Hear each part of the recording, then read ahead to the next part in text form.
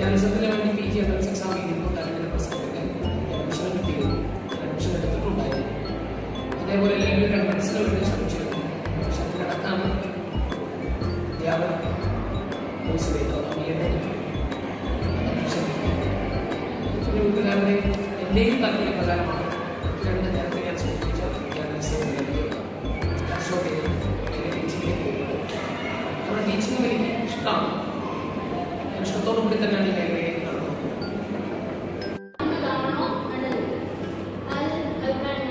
Class മുറിയിലെ ചിലപ്പോൾ നിങ്ങൾ പറഞ്ഞതല്ലേ കുട്ടികളുമായി നല്ല ബന്ധം സ്ഥാപിക്കാനുള്ളത്. നമ്മുടെ മുമ്പിൽ നിൽക്കുന്ന കുട്ടികൾ ഒരു പല രീതിയിലുള്ളതും പല ബിഹേവിയറൽ പാറ്റേണുകളൊക്കെ ഉള്ളത് അതൊക്കെ മനസ്സിലാക്കാൻ ശ്രമിക്കുക. പൂർണ്ണമായി മനസ്സിലാക്കി ഒരാളെ നാം അവകാശപ്പെടുന്നില്ല. കുട്ടികൾ ഉൾക്കൊണ്ട് കുട്ടികളെ പരിഗണിച്ച് മുന്നോട്ട് പോകുമ്പോൾ ക്ലാസ് റൂം പറയുന്നത് എപ്പോഴും സജീവമാണ്. ക്ലാസ് റൂമിൽ എപ്പോഴും നമ്മൾ മനസ്സിലാക്കേണ്ടത് പലതരത്തിലുള്ള വിദ്യാർത്ഥികളും പല സാഹചര്യത്തിലുള്ള വിദ്യാർത്ഥികളുമാണ്. ഈ സാഹചര്യം പലപ്പോഴും വിദ്യാർത്ഥിയുടെ ബിഹേവിയറൽ പാറ്റേണിനെ വല്ലാതെ സ്വാധീനിക്കുന്നു. കുട്ടികളെ മനസ്സിലാക്കുക, ഓരോ കുട്ടിക്കും ഓരോ തരത്തിലുള്ള സ്കില്ലാണ്. എന്തെങ്കിലും ഒരു സ്കില്ലാതെ കുട്ടി ഭൂമിയിലില്ല. സാധാരണ പറയാൻ എൻ്റെ കയ്യിലില്ലാതെ ഏറ്റവും ഭൂമിയില്ല. എന്തെങ്കിലും ഒരു സ്കില്ലുള്ള കുട്ടിയില്ല. സ്കില്ലെന്താണെന്ന് രക്ഷിതാക്കളെ കണ്ടെത്താനുള്ള ശ്രമമേ പറയുന്നത്. ശ്രമം നടത്തേണ്ട നടന്നുകൂടി അധ്യാപകർക്ക് അതിൻ്റെ ശ്രമിക്കുന്നുണ്ട്. കുട്ടികളെ മനസ്സിലാക്കുക, പരിഗണിക്കുക. അതിനനുസരിച്ച് ഒരു ക്ലാസ് റൂം പൂർണ്ണപ്പെടുത്തിയ ക്ലാസ് റൂം സജീവമാകും എന്നാണ് എനിക്ക് തോന്നുന്നത്.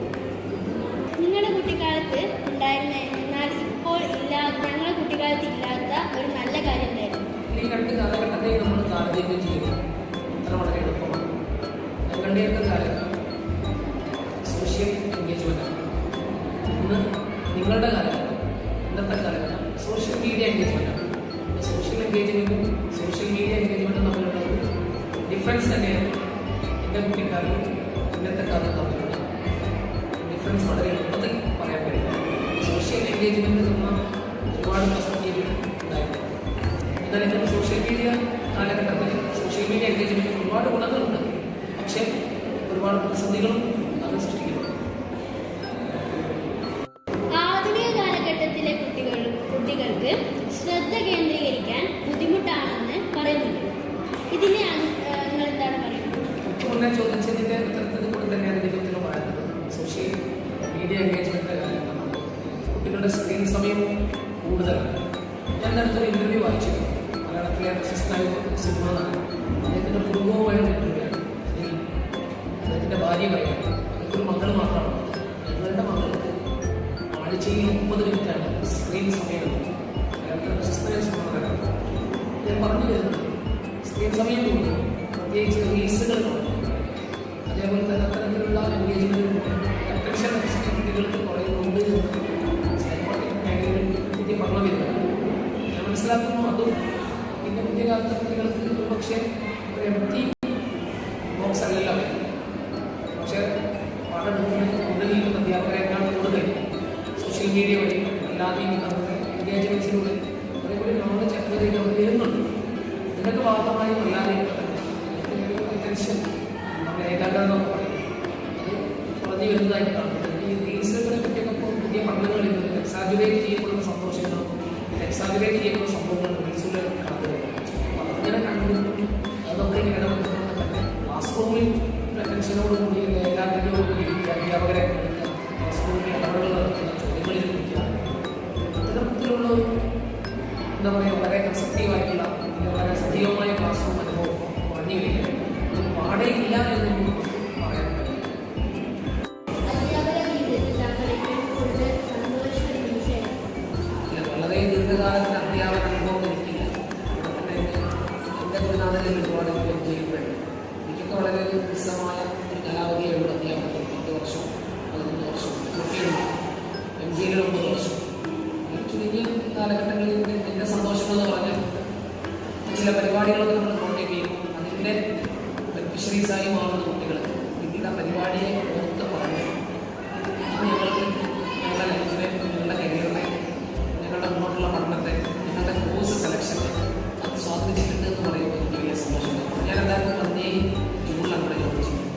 2017 മുതൽ ഇവിടെ സിവിൽ സർവീസ് ഓറിയന്റേഷൻ പ്രോഗ്രാം എല്ലാ വർഷവും സിവിൽ സർവീസ് ഹോൾഡേഴ്സിന് അല്ലെങ്കിൽ അച്ചീവ് ചെയ്ത ആളുകളെ നമ്മളോട് ചോദിക്കാറുണ്ട്.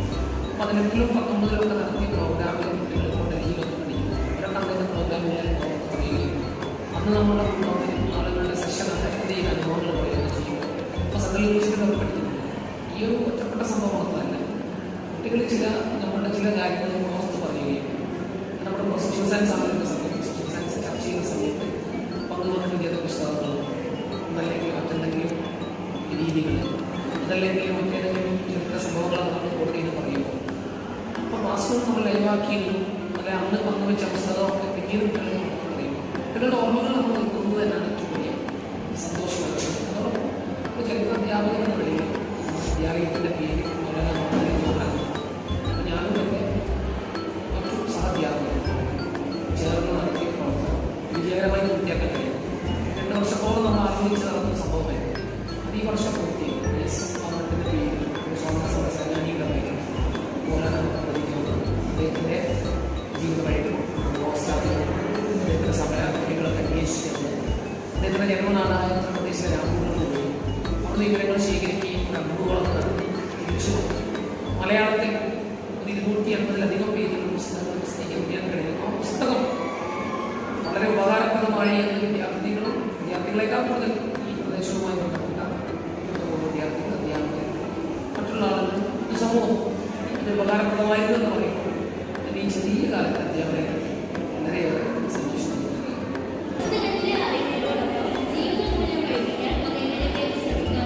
പുസ്തകത്തിൽ അതിനേക്കാൾ അപ്പുറത്തേക്ക് നമ്മൾ സഞ്ചരിക്കുമ്പോഴാണ് നേരത്തെ പറഞ്ഞതുപോലെ നമ്മൾ ക്ലാസ് റൂം ലൈവാകുന്നത്.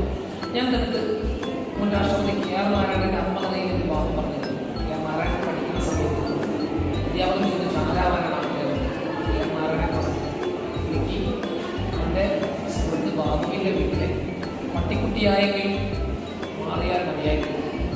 അപ്പോൾ KR നാരായണൻ ചെറുപ്പകാലത്ത് വിളിക്കുന്ന പേര് കുട്ടനാണ്. ഈ കുട്ടൻ്റെ അടുത്ത സുഹൃത്താണ് ബാബു. ഒരിക്കൽ ബാബുവിൻ്റെ വീട്ടിൽ ഈ കുട്ടൻ ചെന്ന സമയത്ത് വലിയ സൗകര്യങ്ങളുള്ള വലിയ വീടാണ് ബാബുവിൻ്റെ. ബാബുവിൻ്റെ വീട്ടിൽ വളർത്തുന്ന പട്ടിക്കുട്ടിക്ക് വെച്ചു കൊടുത്ത ഭക്ഷണം കണ്ടു. കഠിനമായ ദാരിദ്ര്യം അനുഭവിക്കുന്ന ഈ കുട്ടൻ ഈ ഭക്ഷണം കണ്ടിട്ട് കുട്ടൻ സ്വയം ചിന്തിച്ചു പോകണം, എൻ്റെ വീട്ടിൽ വിശേഷപ്പെട്ട ദിവസങ്ങളിൽ കൊടുക്കുന്ന നല്ല ഭക്ഷണം കിട്ടാറില്ല. എൻ്റെ സുഹൃത്ത് ബാബുവിൻ്റെ വീട്ടിലെ പട്ടിക്കുട്ടിക്ക് കൊടുത്തത് ഇത്ര വിഭവസമൃദ്ധമായ ഭക്ഷണമാണ്. അപ്പോഴാണ് പട്ടിണി പ്രയാസപ്പെടുത്തിയ ചെറുപ്പകാലം വലിയ ദാരിദ്ര്യം അനുഭവിക്കുന്ന സാഹചര്യത്തിൽ എന്താവണമെന്നുള്ള ചോദ്യത്തിന് വിശപ്പും അറിയാമല്ലോ. ഇനി പെട്ടെന്ന് കിട്ടിയ ആൻസർ എന്താണ്? എൻ്റെ ഫ്രണ്ട് അല്ല എൻ്റെ സുഹൃത്ത് ബാബുവിൻ്റെ വീട്ടിൽ